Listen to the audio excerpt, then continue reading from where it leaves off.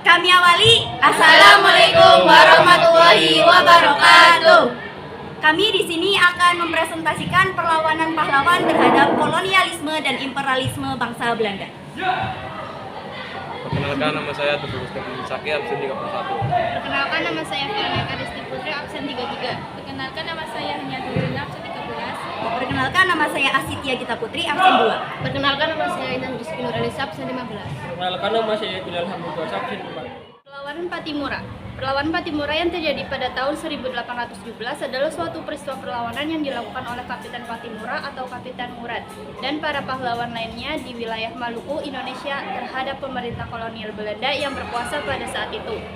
Pemimpin perlawanan, Kapitan Patimura yang merupakan seorang pahlawan nasional Indonesia. Memimpin perlawanan ini, dia adalah seorang yang berdarah Maluku dan menjadi tokoh sentral dalam perjuangan melawan penjajah Belanda. Latar belakang, perlawanan ini terjadi sebagai respon terhadap ketidakpuasan terhadap pemerintah kolonial Belanda dan sistem yang diterapkan di Maluku. Beberapa faktor seperti penindasan, eksploitasi, dan ketidakadilan menjadi pendorong terjadinya perlawanan ini. Tujuan perlawanan.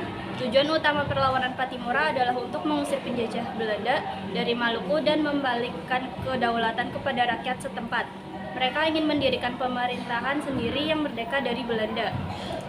Perkembangan perlawanan. Perlawanan dimulai pada bulan Mei 1817 ketika Patimura dan pasukannya mengambil alih benteng Dulce di Saparua, sebuah pos penting yang dikuasai oleh Belanda.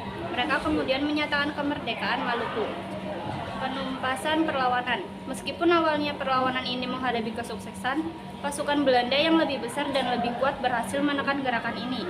Patimura ditangkap dan dieksekusi pada bulan Desember 1817. Perlawanan Pangeran Diponegoro tahun 1825 sampai 1830. Perlawanan yang dilakukan oleh Pangeran Diponegoro terhadap pemerintah kolonial Belanda menjadi salah satu catatan sejarah yang dikenal dengan sebutan Perang Diponegoro.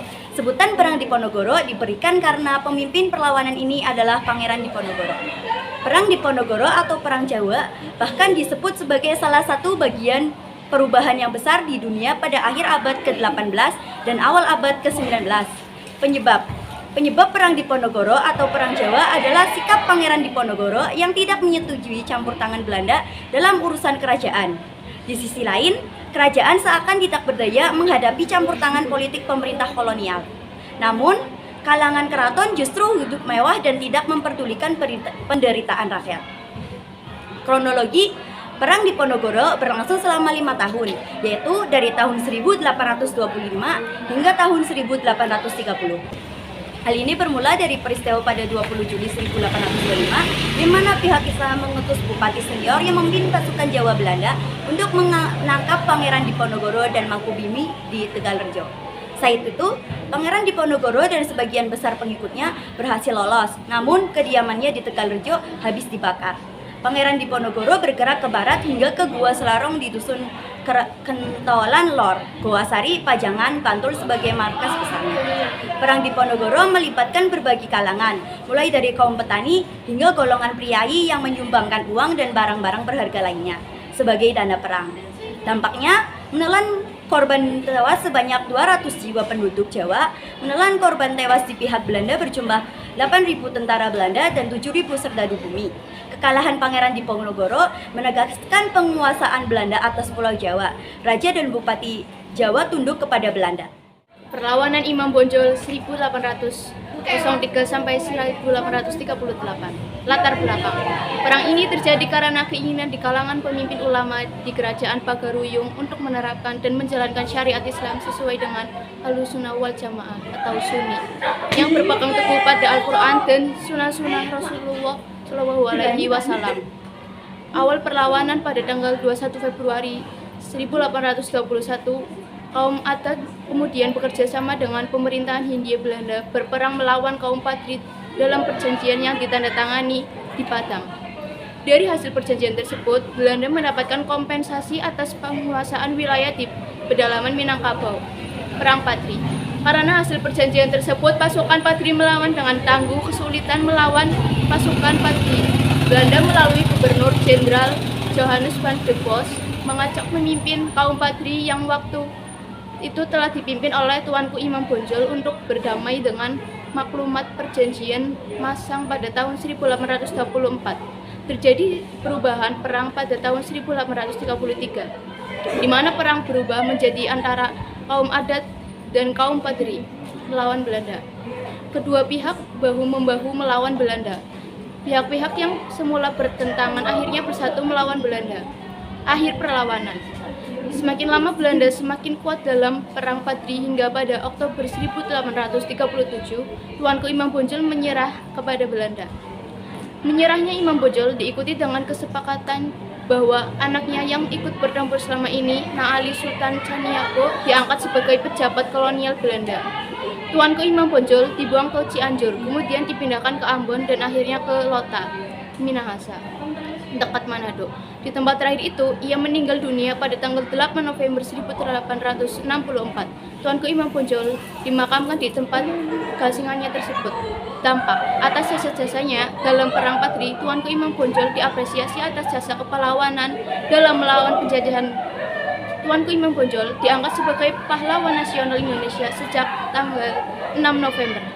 Perlawanan kerajaan di Bali 1846 sampai 1849 penyebab perlawanan Perang Jagaraga terjadi pada tahun 1848 hingga 1849. Perang Jagaraga disebabkan oleh ketidaktaatan Raja Buleleng Aigus Ngurah Mate Karangasem dan Mahapati Aigus Ketut Jelantik pada perjanjian damai atas kekalahan Perang Buleleng. Pada tahun 1846 perjanjian itu ditandatangani oleh Raja Buleleng dan Raja Karangasem yang membantu Perang Buleleng. Perang Jagaraga pertama pada tanggal 8 Juni 1848, Belanda melakukan penyerbukan melalui pelabuhan Sangit dengan kekuatan 22 kapal perang yang dilengkapi meriam. Dalam aksi ini disebabkan 251 Belanda tewas. Hal ini menandatangani kekalahan Belanda pada Perang Jagaraga pertama. Dalam aksi ini sebanyak 251 Belanda tewas ini mendatangani kekalahan Belanda.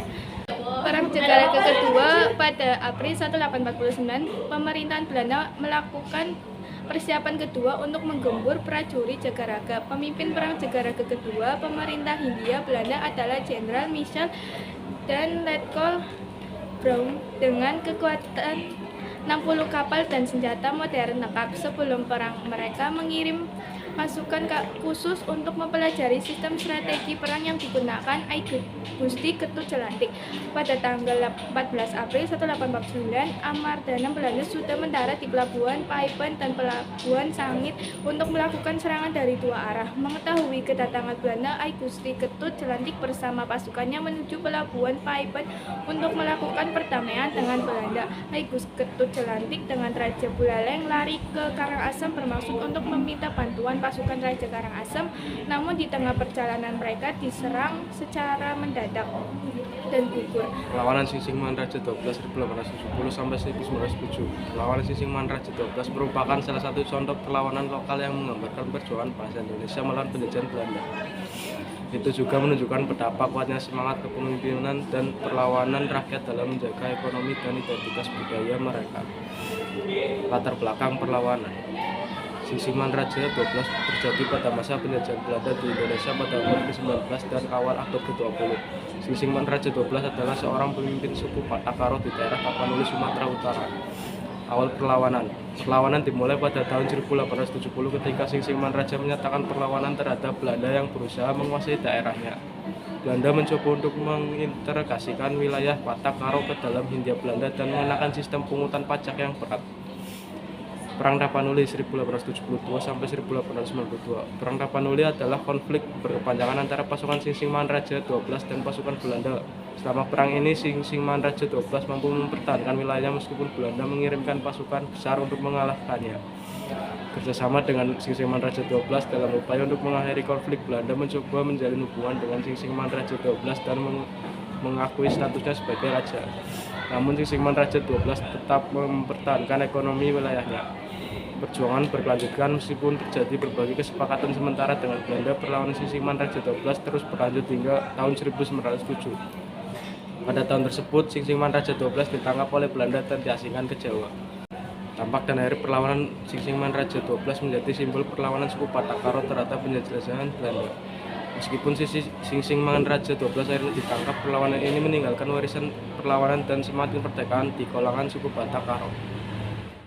Perlawanan Aceh 1873 sampai 1904. Perlawanan Aceh atau Perang Aceh adalah konflik yang melibatkan Kesultanan Aceh di wilayah Aceh, Indonesia melawan pemerintah kolonial Belanda. Perlawanan ini memiliki berbagai faktor pemicu, termasuk perlawanan terhadap upaya kolonisasi Belanda dan keinginan untuk mempertahankan kemerdekaan. Pemicu utama Perang Aceh dimulai sebagai tanggapan terhadap upaya Belanda untuk menguasai wilayah Aceh dan mengendalikan perdagangan rempah-rempah di wilayah tersebut. Figur penting tokoh-tokoh seperti Sultan Iskandar Muda dan Tengku Cik dan juga pemimpin perlawanan Aceh terhadap Belanda. Taktik perang perlawanan Aceh melibatkan serangkaian taktik perang berdirinya dan pertahanan kuat di wilayah pedalaman. Mereka menggunakan benteng-benteng pertahanan yang kuat, termasuk benteng-benteng di pegunungan dan hutan. Kesulitan Belanda menghadapi kesulitan besar dalam mencapai kemenangan mutlak. Perlawanan Aceh terus berlanjut selama beberapa dekade dan Belanda menghadapi perlawanan sengit. Akhir perang perlawanan Aceh akhirnya mereda setelah penangkapan Sultan Muhammad Daud Syah pada tahun 1903. Belanda berhasil menguasai sebagian besar wilayah Aceh pada tahun 1904, menandai berakhirnya perang. Dampak perang Aceh menyebabkan kerugian besar baik di pihak Aceh maupun Belanda. Ini juga memiliki dampak budaya dan sosial signifikan di Aceh. Perlawanan Aceh selama periode ini memiliki sejarah yang kompleks dan penting dalam perjuangan Aceh untuk mempertahankan kemerdekaan mereka dari kolonialisme. Sekian presentasi dari kami akhiri. Wassalamualaikum warahmatullahi wabarakatuh.